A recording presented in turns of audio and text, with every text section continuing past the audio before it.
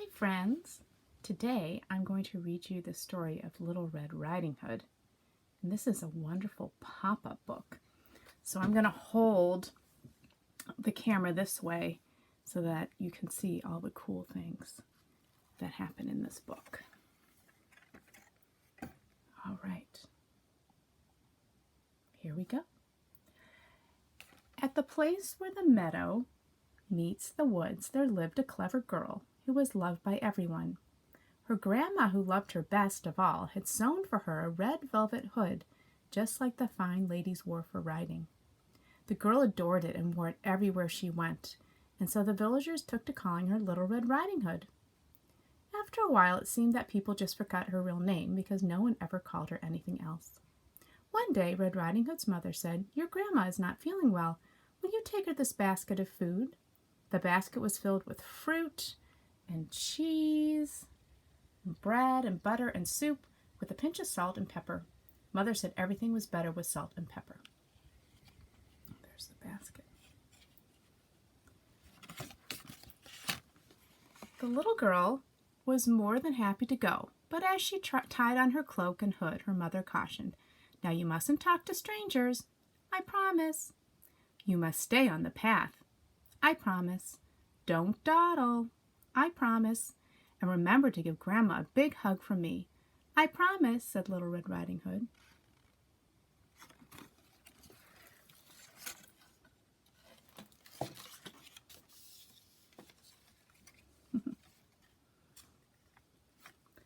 Mindful of her mother's instructions, Little Red Riding Hood walked so brisk and so straight she almost missed the big gray wolf crouching in a tree. "Good day," said the wolf with a big grin. "Good day," said Little Red Riding Hood, already forgetting the first promise she had made to her mother. The wolf lopped along beside her. "What's the hurry, dear? Listen to the birds sing. Stop and smell the roses." "I'm going to my grandma's house," said Little Red Riding Hood. "She's sick and I'm taking this basket of food to her."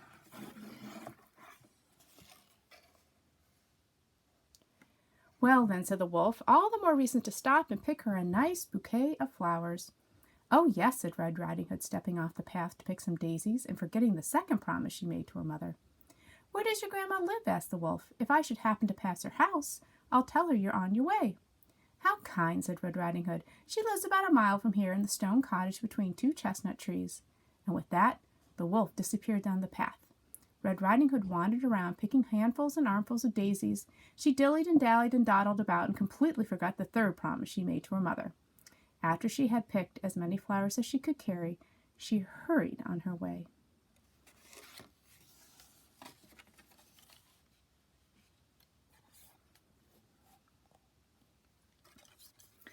When she got to Grandma's house, she found the door unlatched. And inside, everything was all topsy-turvy. There were chairs tipped, books toppled, and a teapot unattended on the stove. And where was Grandma's cat, who always came to greet her? And where was Red Riding Hood's grandma? "Grandma," she called, "are you here?" "I'm in the bedroom, dear," called a deep, croaking voice. Ooh, is that Grandma? I don't know. He's kind of reading the newspaper upside down.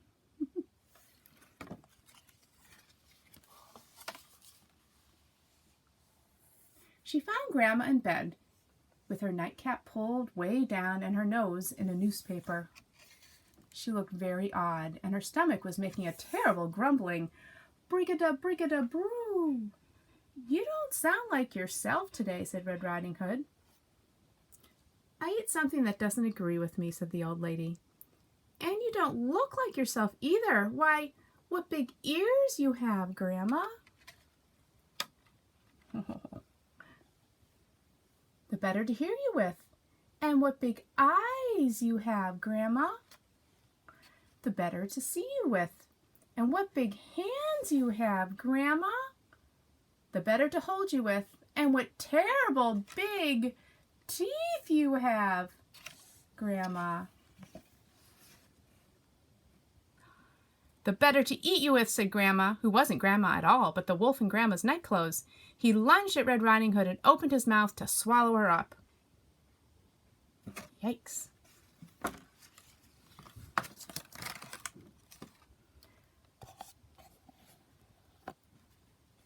Wait, she cried. I'd be tastier with salt and pepper. The wolf agreed and carried Red Riding Hood into the kitchen, where he put her in a cooking pot and sprinkled her with salt first and then with pepper. The more pepper the better, said Red Riding Hood, and the wolf shook the pepper pot until there was no pepper left, and his stomach grumbled brig-a-da-broo, and his eyes glistened with delight as he bared his pointy teeth and opened his mouth wide and said, "Ooh la la!" Look, there's some gingerbread cookies in there. Ooh la la! Achoo!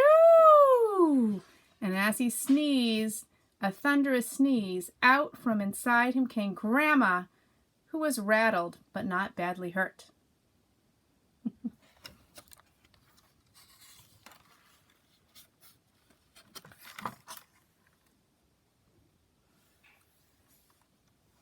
Quick thinking, Brigida, said Grandma, because that was Red Riding Hood's real name, and the name she was calling from inside the wolf's stomach. Grandma got her teeth and hurled them at the wolf, while Red Riding Hood harassed him with a frying pan and chased him through the kitchen, over the windowsill, and out of their lives forever. Ah, look, the teeth are on his tail.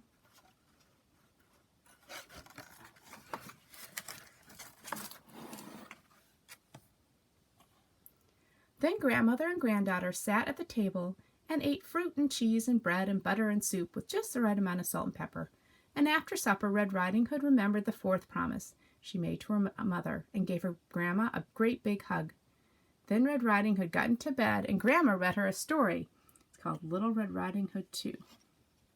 Little Red Riding Hood walked through the woods. She did not leave the path. Her grandma was very happy to see her. The end.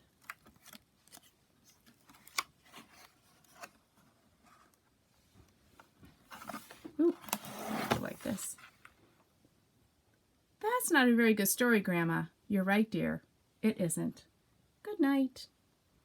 And there's Red Riding Hood in her house, or in Grandma's house. And Grandma, there's the cat coming out the door. There, do you see the wolf howling at the moon? All right.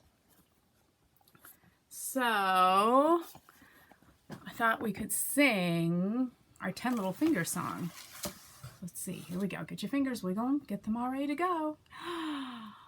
1 little, 2 little, 3 little fingers, 4 little, 5 little, 6 little fingers, 7 little, 8 little, 9 little fingers, 10 little fingers on my hands. 10 little, 9 little, 8 little fingers, 7 little, 6 little, 5 little fingers, 4 little, 3 little, 2 little fingers, 1 little finger on my hand. All right, I hope everyone's doing really well and you got to go outside in the sunshine today. And I will see you tomorrow.